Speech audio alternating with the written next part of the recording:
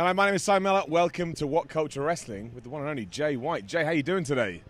Yeah, I'm not bad. It's a little shell-shocked after last night, but gotta recoup and recover and figure out a way to come back and get that belt back. Yeah, well, I wanted to talk to you about that because you must be kind of going through mixed emotions right now. Sold-out show, Madison Square Garden. Atmosphere was electric, but obviously main event against Okada. A lot of people saying, you know, one of the best wrestling matches I've seen in a long time, and yet right now you stand here and you don't have the IWGP Championship. No, I don't. And you talk about the atmosphere and about it being a good match. I've said it before, and I obviously haven't said it to you personally, but I don't care about the atmosphere or if people think it's a good match. That's not what my focus is on. I've said that multiple times leading up to it. All that mattered to me was walking in and walking out as the champion, and I didn't do that. So I'm not going to try and fix everything right now. I'm going to take a couple days to kind of relax, maybe watch it back and see kind of where it went wrong.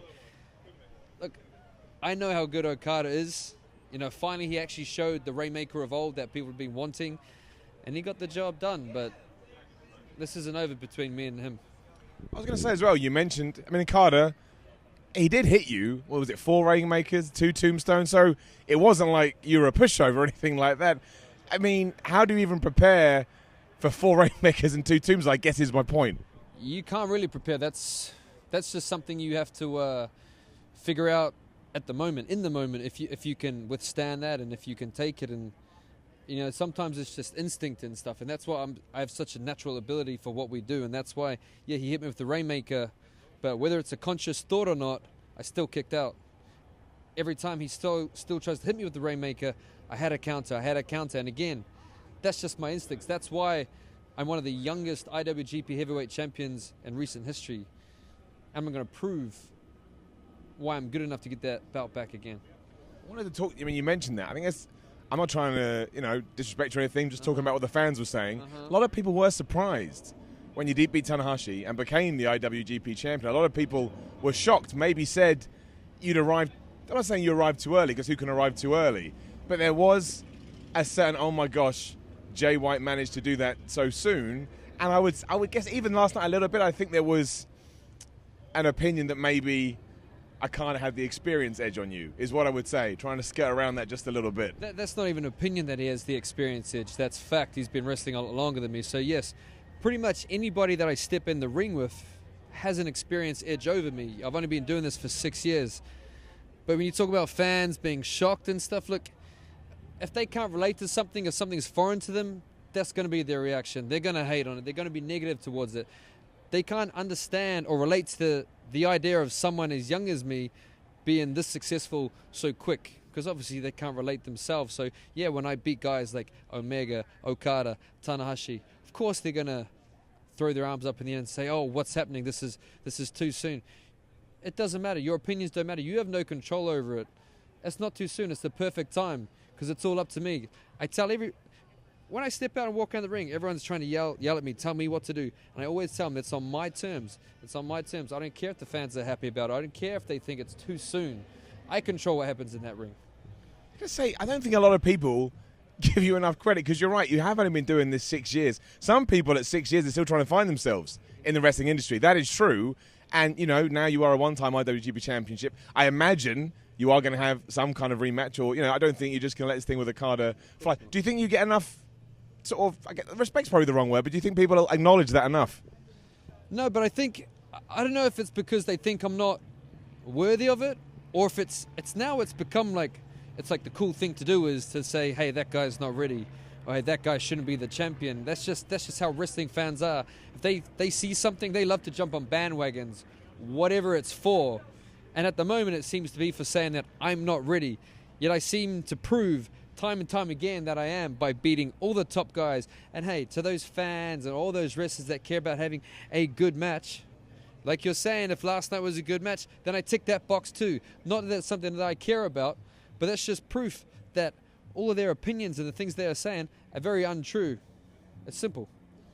I would say as well, I think it's more than fair. If anyone would debate this, I would actually say they were wrong, that as New Japan continues its expansion, obviously outside of Japan and into the West and around the world, having people like yourself on it, who obviously already come from overseas, to prove that it is a worldwide organization to begin with, is massive. Do you see it that way too? I don't know. Look, it's weird for me as well, being in New Zealand in a Japanese company, and then we're doing shows in the States. It's almost like I don't belong in any of those places because there's no big wrestling in New Zealand. So Japan and America, they don't really claim me as their own. So that's why it's so easy for them to hate on me. But I'm just going to keep expanding this company because, like I said, if you put New Japan on my back, I'm skyrocketing, and then so will New Japan. I think it's pretty incredible as well. Obviously, you said yourself, New Zealand doesn't have much of a wrestling scene. It actually has come up a few times in what is because Australia kind of pinged for a little bit. Yeah. How on earth, when you're growing up, your kid, you want to be a pro wrestler. How on earth do you go, I'm in New Zealand, I'm going to make it not only in the West, but in the East, and, become that guy? Yeah. For me, the way I did it, there was no real solid plan. I had an idea. I had no proof that it would work. All I had was my own belief, It was, well, to me, it was I wanted to go to the States and wrestle. And, hey, I knew I had to have a job to be able to live whilst training. But I then would have to get a visa. So then I was like, hey, I can live and work in England thanks to a European passport I have. So my logic was, you want to make something of yourself, you go to the States. States' little brother is England, so that's the next best thing. And that really was, honestly, my logic for that. So then I looked into training schools there. And then if you believe in something, and for me it was believing in myself, being a wrestler, you can do anything you ever want to do. There's always going to be obstacles, but if you truly believe and you're willing to do the work, you can find a way around, through, or over it. And so that's what I did. Flew to the other side of the world, training school, met the right people, get the right opportunities, make the most of those opportunities, and that's how I get to where I am. Not only what's next for you, what's next for Bullet Club in general? Obviously, you're kind of coming off a mixed night. Obviously, Tamaloa, they've got double tag team champions now. But you have lost the biggest prize in the game. There's no two ways about it. It's New Japan's biggest title. So, from now, maybe even the next 6 years, you talk about you being in 6 years, what do you do? How do you recuperate? And to add to that as well, I know Ishimori also lost his junior belt as well. Yeah. So, yeah, it was a rough night for us, but also congratulations to GOD. We already know that they're the best. I know they're the best tag team in the world, especially. But what's next for us? We can, just because some guys part of Bullet Club has success, and then others don't. It's not gonna. How do I put this?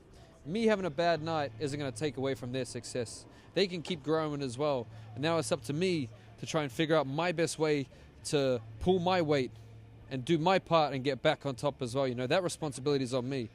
That's not on the Bullet Club. That's on me to get back on top. So, yeah, you say about the next 6 years, it's not going to take me that long to get that belt back. I'm going to come up with a plan very soon and figure out a way to get back into that title picture. Hell, I think I'm worthy of a rematch straight away after what I've done recently and after what I did last night in MSG. A sold out MSG with me on the main bill. What about in August? Come over to the UK. Why not rematch there? I'll be there. Something to look forward to. I just don't know if I can wait till August, Okada's getting older. I want to make sure that I get him before he gets too old like his best friend Tanahashi. So I might have to do it a little bit sooner than that. But hey, if that's the time, that's the time. That's another big event. Just like MSG, we're making history again at the Copper Box in London in August. Why not make history again?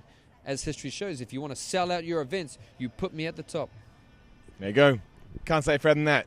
Jay White, thank you much for your time. Appreciate it. Good luck. Thank you. Hello, WhatCulture. My name is Simon Miller, and today I have an announcement so big, so huge, it's gonna shatter the very foundations of your life to the point you may need to phone up a friend and say, I don't even know who I am anymore. I have just heard the news. Have you heard the news? I've heard you out there. I've seen you've been commenting. I've read your tweets. And I can now officially let you know that if you do enjoy Raw ups and downs, if you do enjoy SmackDown ups and downs, that now you'll be able to set your watches to them. You'll be able to make notes in your calendars because we're going to have an official time for when they're going to go live. I know, massive. So Ups and Downs for Raw will go live at 2 p.m. GMT, that's British time every Tuesday, and they will go live at 2 p.m. GMT every Wednesday for SmackDown. So you don't have to be aimlessly walking around anymore going, what do? I want to know what got up and what got down and what Seth Rollins did or what AJ Styles is up to. Now you know, 2 p.m. GMT Tuesday, 2 p.m. GMT Wednesdays, Ups and Downs coming at you in the face. I realise what I just said, retract that, keep moving on, and I hope to see you there soon. And I hope that we build an audience so big that if I ever wanted to march an army anywhere in the world, I could, and we'd call it the Ups and Downs Army, because I haven't come up with a better name.